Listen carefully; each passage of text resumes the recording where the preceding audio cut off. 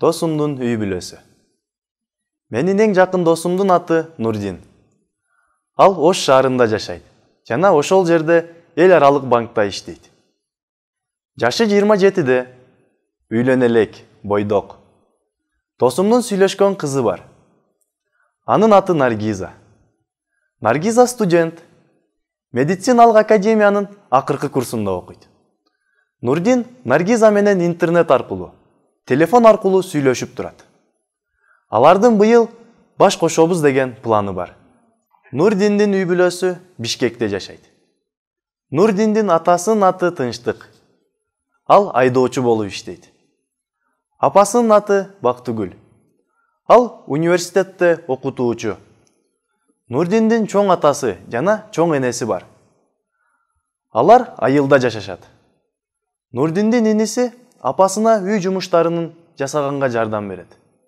Булар анын чоң атасы жана чоң энеси. Чоң атасы 75 жашта. Ал азыр иштебейт, бааргер. Чоң энеси 70 жашта. Ал да бааргер. Алар жер үйдө жашашат. Чоң атасы чарба иштери менен алектенет. Ал тоок, уй, кой багат. Алар дүкөндөн эт, сүт, айран, каймак, май, жумуртка сатып алышпайт. Айгерим Нурдиндин карындашы. Ал Стамбул шаарында университетте 2-чи курста окуйт. Айгерим келечекте кесипкөй адис болгусу келет. Ал англис, түрк, орус тилдеринде эркин сүйлөйт. Азыр ал арабча үйрөнүп жатат.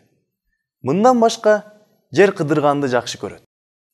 Анын хоббиси шаарлардын сүрөттөрүн жыйноо. Ал өзүнө жаккан шаарлардын сүрөтүн агасы Нурдинге жөнөтүп, ой бөлүшүп турат. Нурдиндин бир канча хоббиси бар. Анын бирөөсү футбол.